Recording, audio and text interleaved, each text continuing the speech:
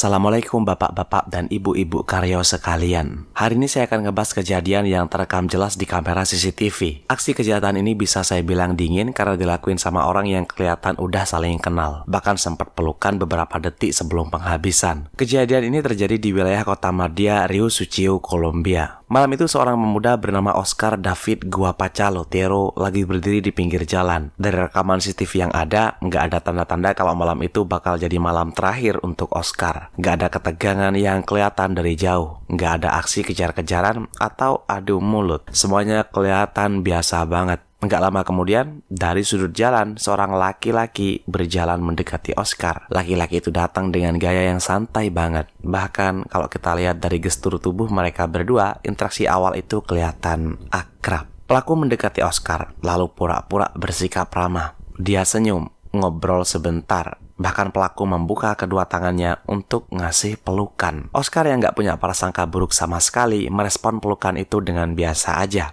tanpa rasa curiga sedikit pun. Bagi Oscar, mungkin laki-laki di depannya itu adalah teman, kenalan, atau setidaknya orang yang nggak punya niat jahat sama Oscar. Tapi nyatanya, pelukan itu bukanlah simbol persahabatan atau ikatan emosional yang tulus. Pelukan itu cuma taktik licik untuk menurunkan kewaspadaan Oscar biar posisi tubuhnya itu terkunci dan nggak bisa kabur. Begitu tubuh mereka berdempetan dalam posisi merangkul, si pelaku langsung ngeluarin pisau yang udah dia sembunyiin sebelumnya. Dalam posisi yang masih dekat, bahkan masih dalam jarak pelukan, pelaku langsung mengarahkan pisaunya ke area paling vital, di bagian leher Oscar. Dalam hitungan detik, serangan itu dilakuin berkali-kali secara brutal. Serangan beruntun di leher itu langsung memotong pembuluh darah utama. Cairan merah langsung keluar. Oscar yang tadinya berdiri tegak langsung lemas dan tersungkur di trotoar. Selesai ngelakuin aksinya, pelaku langsung kabur ninggalin TKP. Gimana bisa seseorang berpura-pura jadi teman cuma buat mengincar leher orang lain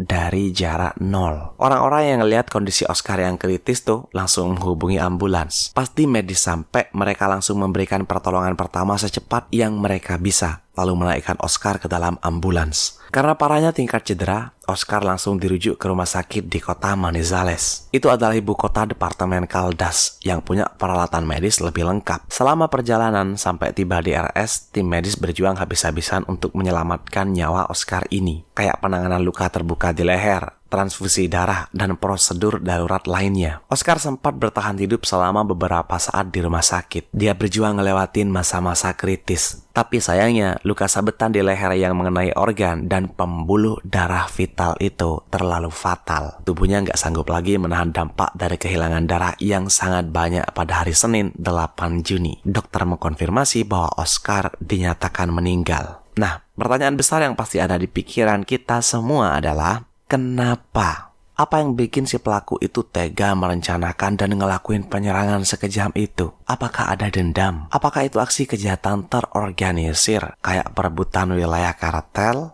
Jawabannya makin bikin geleng-geleng kepala. Menurut informasi awal dan hasil penyelidikan kepolisian, insiden itu ternyata dipicu pertengkaran soal hutang yang nominalnya itu 20.000 peso Kolombia atau 100.000 rupiah. Jadi, nyawa seorang pemuda yang masih punya masa depan panjang melayang begitu aja cuman gara-gara urusan nominal hutang yang nilainya itu tergolong kecil. Itu memperlihatkan betapa murahnya harga sebuah nyawa di mata pelaku dan gimana emosi dan niat jahat yang gelap bisa menutup akal sehat seseorang. Gak butuh waktu lama bagi polisi karena aksi itu terjadi di area perkotaan dan terekam jelas di CCTV. Cuma dalam hitungan beberapa jam setelah serangan itu, polisi berhasil menemukan dan menangkap pelaku penyerangan. Jadi disisir tuh jalan-jalan kota. Dan ternyata nih ya, pelaku ini masih berumur 17 tahun. Seseorang yang secara hukum masih di bawah umur. Karena si pelaku ini masih berusia 17 tahun, proses hukumnya disesuaikan dengan sistem peradilan anak. Setelah ditangkap, pelaku langsung diserahkan ke unit kejahatan anak. Tapi proses hukum terhadap pelaku ini sempat mengalami perubahan status seiring dengan perkembangan kondisi korban. Awalnya, pas Oscar masih menjalani perawatan darurat di rumah sakit di hari Minggu, pihak kejaksaan menindaklanjuti kasus ini dengan tuduhan percobaan pembunuhan. Soalnya pada saat itu, meskipun luka Oscar sangat parah, dia itu masih bernafas. Tapi begitu dokter mengkonfirmasi bahwa Oscar akhirnya meninggal dunia, Badan Investigasi dan Kejaksaan langsung merumuskan kembali berkas perkara. Status dakwaan dalam berkas pengadilan secara resmi diubah. Kasus yang tadinya tuduhan percobaan pembunuhan lalu dinaikkan jadi dakwaan pembunuhan tingkat lanjut. Perubahan berkas dakwaan ini sangat penting untuk memastikan bahwa si pelaku remaja mendapatkan hukuman yang setimpal dengan perbuatan yang udah bikin hilangnya nyawa orang lain.